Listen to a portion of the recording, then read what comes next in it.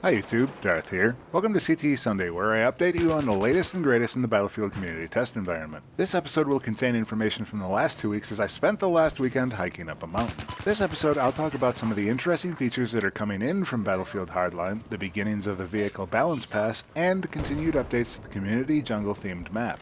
There were an absolutely massive number of changes this week, so let's get started. A pair of minimap improvements are coming to Battlefield 4 courtesy of Hardline. The first of these changes is the addition of capture areas to the minimap, letting players know the exact extents of the flag capture territory. This was probably one of the biggest quality of life upgrades from Battlefield 4 to Hardline, and it's going to help a lot of players understand exactly the extent of the capture radius on the map if they didn't already have them memorized. The next improvement is that verticality is now represented on the minimap. If a player is close to your height on the map, they will be represented by a full-sized caret on the minimap. However, the further away vertically from you a player gets, the smaller their representation is on the map. This should help tremendously on maps like Flood Zone and Pearl Market, where the exact floor of the map that the player is on can make a huge difference. Neither of these changes are going to be of much use to players in Hardcore, but that's the nature of the game. Nearly every vehicle in the game and almost every variety of countermeasure therein have been changed. At a high level, most countermeasures can be deployed more often. Some threat levels have been increased, some countermeasures have become more effective, and most require better timing. So let's walk through the extensive changes. First up, let's talk about active protection. The reload time is decreased by a full third from 35 seconds to 22.5 seconds. It also no longer displays a red light on vehicles while it's on cooldown. Additionally, it is no longer possible to shut down active protection early by hitting it with specific weapons. However, to offset this, the uptime is decreased from 5 seconds to 2.5 seconds. So active protection has gone from a 5-second nigh invulnerability shield to a device that will probably only block one projectile when timed correctly. In my opinion, this represents a humongous increase to the skill gap required to use this countermeasure effectively. Next, vehicle smokescreen saw a pretty massive increase in its effectiveness. Previously, in addition to a cloud of smoke, it would remove your vehicle from being spotted, you'd disappear from the minimap, and smokescreen would decrease the damage taken for a short duration. Now it does all of that, and it trails your vehicle for 7 seconds. Because the reload time is only 12 seconds, you're basically a moving cloud of smoke. Now I'm not sure if it's intentional or not that you can see through this cloud using IRNV, but for the time being it seems to be possible, making this a wicked combination. Taken to the air, jets and helicopters saw their countermeasure reload times decreased as well. The ECM jammer reload has gone from 30 seconds to 25, and the IR flares have decreased from 20 seconds to 15. Additionally, the IR flares have been increased in the number ejected in order to further throw missiles and tracking off the pursuit. Last up on the countermeasures, the fire extinguisher has gone from a 25-second reload to an 8-second reload. In theory, this allows aircraft or a ground vehicle with an extinguisher to be nigh immune to mobility disables. However, there's a major trade-off in that the vehicle will have to eat the full damage from whatever was fired at that vehicle. Finally, both jets and helicopters saw a slight increase to survivability after a mobility hit, as helicopters spin less and aircraft pitch less when disabled. At first I even wondered if anti-air missile disables had been completely removed from the game, but they are still there, just very much muted. The SRAW is somewhat of a rough topic. There are a lot of people, myself included, who believe it to be mostly fine on the live servers. There are also a lot of people who think it should go back to the way it was a long time ago. And then there's some middle ground that DICE is apparently trying to take. For SRAW enthusiasts, first the good news. The training capabilities of the SRAW have been increased vastly over the values on live servers. Minor adjustments are easier, and the SRAW can compensate pretty nicely. The initial speed has seen a major increase, and its overall speed is also higher. The range has been pushed out slightly from 450 meters to 500 meters. That's the good news. Now for the bad news. The damage of the SRAW has been vastly decreased against both air and land targets. When fired at unfavorable angles, the SRAW can do as little as 18% damage against a tank, and it only does about 76% damage against attack helicopters and scout helicopters, meaning it will take 2 hits to bring those vehicles down. I'm not sure this blend is going to make a lot of people very happy. The SRAW proponents generally want the old SRAW back, no questions asked. For those that weren't very happy about being one-shotted in a helicopter by a highly maneuverable missile, the CTE SRAW will definitely be more of a threat than it is currently, but it is still possible to recover. While it's definitely amusing to pop a chopper in a single hit, the old SRAW is not something the chopper can realistically counter. And ultimately DICE is looking to balance the weapon rather than favor one crowd or the other, no matter how loudly they can yell. So definitely give the new SRAW a try on the CTE, and be sure to leave your recommendations on the subreddits so that DICE can make the most informed decision possible. Nearly across the board, the Engineer anti-aircraft missiles got a pretty huge buff this past week. This is primarily to offset substantial gains in aircraft and helicopter survivability and countermeasures, but I'll go over those changes and let you decide. First up, the Stinger got a pretty huge boost to its damage. It's gone from 30-something damage to 55% on aircraft, scouts, and attack helicopters, meaning a 3-shot kill is now a 2-shot kill. But that's not all, as the maximum range of the Stinger went from 350 meters to 400 meters. To offset this, the developers made it a bit more difficult to get a Stinger lock, increasing both the lock-on time and the difficulty to start a lock-on. The Stinger's maneuverability and acceleration also took a nerf.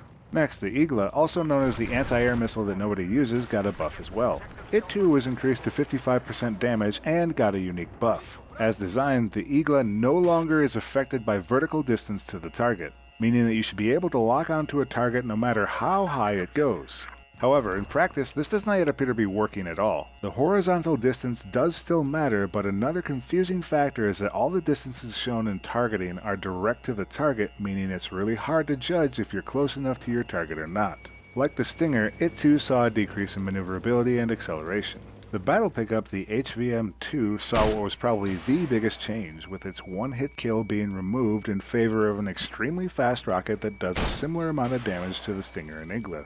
Last in the man-portable category is the old, reliable AA mine. And by reliable, I mean the thing that everybody forgot about from Naval Strike because it was nearly useless. Well, now it's useless no longer, as engineers can carry both AA mines and rockets once again. However, its range has been massively reduced to 75 meters from 200, and players can now only carry one instead of two. One across-the-board nerf that Engineer portable weapons took is that transport and scout passengers can no longer use these weapons while in those helicopters. This limits how much the Flying Scout Fortress passengers can assist their pilot. Before I go any further, I think it's important to step back at this point and look at these changes objectively.